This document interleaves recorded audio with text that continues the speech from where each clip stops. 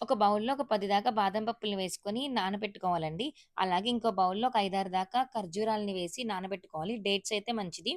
ఇప్పుడు stove on చేసుకొని ఒక పాన్‌లో ఒక టేబుల్ స్పూన్ దాకా జొన్న పిండిని వేసుకొని, దీన్ని దోరగా లో ఫ్లేమ్‌లో పచ్చి వాసన పోయేంత వరకు ఫ్రై చేసుకోవాలి.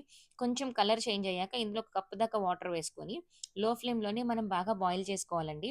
5 నిమిషాలు అయ్యేసరికి మనకి వాటర్ అంతా ఆవిరైపోతుంది. ఇలా దగ్గర పడంగానే మనం స్టవ్ ఆఫ్ చేసుకొని దీన్ని బాగా చల్లారనివ్వాలి. ఈ చల్లారిన మిశ్రమాన్ని మిక్సీ జార్‌లో వేసుకోవాలి. అలాగే మనం నానబెట్టుకున్న బాదం, డేట్స్ అలాగే ఒక యాపిల్‌ని పీల్ చేసి కట్ చేసుకొని యాడ్ చేసుకోవాలి. ఒక టేబుల్ స్పూన్ చియా సీడ్స్, ఒక కప్పు వాటర్, కొద్దిగా అవిసె గింజల పొడి వేసుకొని మనం మెత్తగా బ్లెండ్ చేసుకోవాలి. దీన్ని మార్నింగ్ బ్రేక్‌ఫాస్ట్‌లో గానీ, లేదంటే డిన్నర్ టైమ్‌లో గానీ తీసుకుంటే మనకి చాలా ఎనర్జిటిక్‌గా ఉంటుందండి. అలాగే ఈ సమ్మర్‌లో ఈ మిల్లెట్స్‌తో చేసిన స్మూతీస్ తీసుకోవడం వల్ల మనం చాలా హెల్తీగా ఉంటాం. అలాగే నీరసం లేకుండా ఉంటుంది. కొంచెం చియా సీడ్స్‌తో డెకరేట్ చేసుకోవడమే.